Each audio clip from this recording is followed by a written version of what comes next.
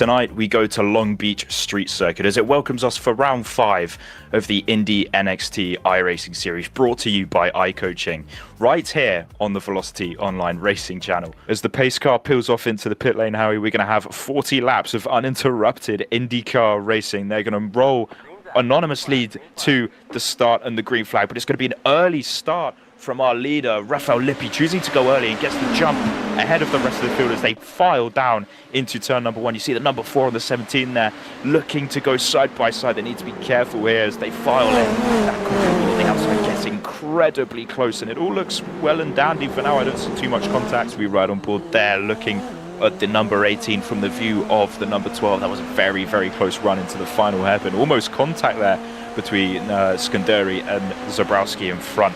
That's going to be a close fight. It's going to resume into turn number 1, I believe. He goes defensive, but to the inside goes the number 12. He's going to dive up the inside, going to think better of it. It's all about how much of this turn you cut. That's an excellent exit. He's held up just a bit by Zabrowski, I think. Wants to check up, but here he comes through, using push to pass, getting this one done. There was a lot of bravery in getting that move set up. He actually isn't fast enough to get alongside and clear on the exit. You might just have to try again. And yeah, it says on the timing screens that he's driving the number 1, but quite clearly on circuit, he's in the number 17. As he goes up the inside, actually, of the number 4, that's Kaya Eric Elderson, who's lost out there to Ridgeway, but he's going to come back on the undercut. He's going to be the over-under. Watch for the number 4 to hit on the brakes and try and do the same again. Out onto the back straight, right on board with Elderson in the number 4. You can see that green bar at the bottom there. That means he's on that push to pass, trying to find a way back past that number 17. Up the inside, up the curb, over the curb, and actually flying over the curb and flying straight back into second place. There's already marbles absolutely everywhere, and both drivers are using the push to pass, were using the push to pass against each other down that straight.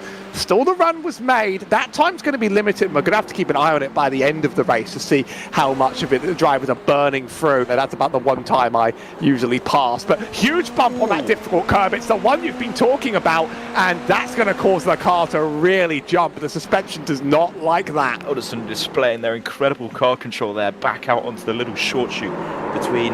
Oh, and it's actually a spin into the wall. What a save there from Miles Brown to avoid the spinning number 4. It looks like Elderson doesn't have too much damage. Please watch out. Oh, no contact with the number 11. Oh dear, and they're still piling in. There's a little bit of contact there. I believe that was with David Clennon potentially losing a bit of his front wing. But to be fair, in this case around here, it is basically impossible to rejoin the circuit. Skanderi had a nice escape from that situation, but others weren't quite so lucky. The incident just kicks off behind. Here's Elderson. It's a bad slide. It's another tricky corner that can throw you off. Poor exit for Zabrowski ahead. This could set up well if this is cut well. It's a good run. He is on the button now. Both are down the straight. And that's where you're not quite going to get purchased, I think, when both drivers are on it. And contact with the wall, actually, further behind. I believe that was Mark Amini having a little encounter with the wall as the 18 again finds himself under threat, and the 12's going to make the dive up the inside, gets the place before the apex. Zabrowski gives him more than enough room, and Skanderi in the number 12 after 12 laps of asking. That's low power in the wall. That's going to have hurt the suspension, I bet. In fact, and there is meatball-worthy damage to that thing. Here it comes. Oh, it's another lock-up, and that's a hard shot into the wall. That will cause enough suspension damage. You can already see the thing's off kilter now. It's bent all over. Yeah, he's missing a wheel. No, I don't think he collects anyone else. He's not like he's got anywhere to be anytime soon. You know, he can wait for the biggest gap possible. Very nearly avoids the wall, and he's back running, pointing the right direction. Not too much damage for him. Locking down the car, that's probably the best thing you can do, Howie, isn't it, in a single-seater? You can't really do that in what I'm used to with all ABS and everything, so you sort of have to accept the spin, but good... oh! Whoa! Victim in the roundabout. I am impressed we haven't had a roundabout pile-up. I'm happy about it. There's nothing that could deflate a race quite like a pile-up, but you said it hard into turn 1. Into the roundabout, and that's unfortunate because I don't see the mistake that would have caused that. iCoaching, I promise you, will be an... Oh my gosh, Howie, we need to cut away from the sponsory because that's the leader that has found himself parked on the apex just after the fountain. The number 2, Raphael Lippi. An incredible lead has seemed to have just been sapped up and vanished from underneath him. Ridgway now takes the lead. No. Oh, no, that's no good. That is no good. That's actually a meatball for Measure as well. It's just a really, really bad time and place. Now he's actually under threat from Miles Brown. Yeah, he's been so comfortable to leading this race, but now he's found himself very much so on the back foot. And this is where you really see, you know, the great drivers from just the good ones. Hopefully he can still prove his worth by keeping that number 5 at bay, but it's going to be so difficult with that aero damage. Yeah, it's going to be, you know, the number 5's on the button and he breezes past the number 2. It's going to be not even a contest into the final sector of the lap. He's going to be a victim of the slipstream as the number 19 is going to wind up the gears, wind up the power, and wind up a beautiful overtake lining up to the inside line into turn number 1. And he's actually going to get the move done. And is he going to clear him before the apex? Oh, it might as well be, but very, very, very cautious with the amount of room that was given there, and losing his front wing, which sort of sealed the fate of his race, didn't it?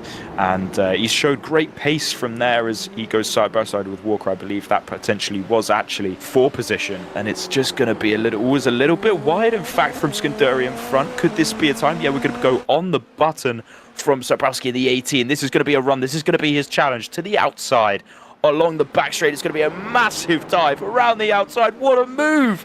Oh my word, we said that his move was definitely going to be one to watch, and one had been brewing for a while, and what a way to do it. Nicking back the position, back up into P4 with 2 laps to go. Zabrowski, what a move, my friend. Just about enough if you're bold enough, but this just requires you to have total trust in your opponent, total trust you're not going to be run out.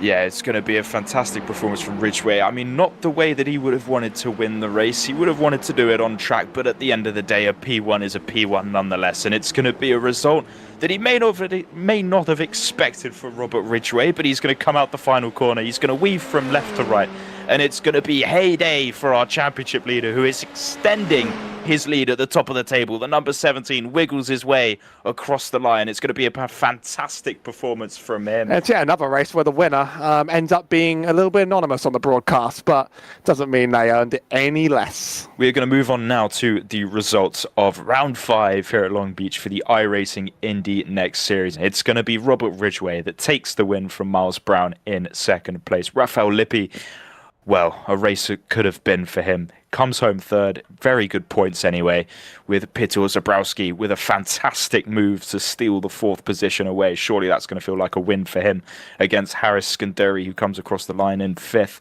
Matthias Ezekiel Marcolmini comes home in P6, just ahead of Zach Purcell. Cesar Kejas comes home in 8th, funny that, the 8th finishing in number 8 position. Michael Hendersiak is going to hold off Dylan Gill after a fantastic battle again to round out the top 10. Further down the field, we had Kaya Ere Elderson, another race that was ruined and taken from us so early on with that unfortunate spin into the wall, and then contact sort of sealed his fate with a trip down pit road. Number P12 goes to the number 13 of Bill J. Walker, with Ivan Danshev in 13th, David Kleenan in 14th, and then I believe we're now into our retirements, which are Roberto Mega, Jason Low Power, Shane Hungerford, Camargo in 18th, and the number 3 of Matthew Ridgway rounding out today's results in P19.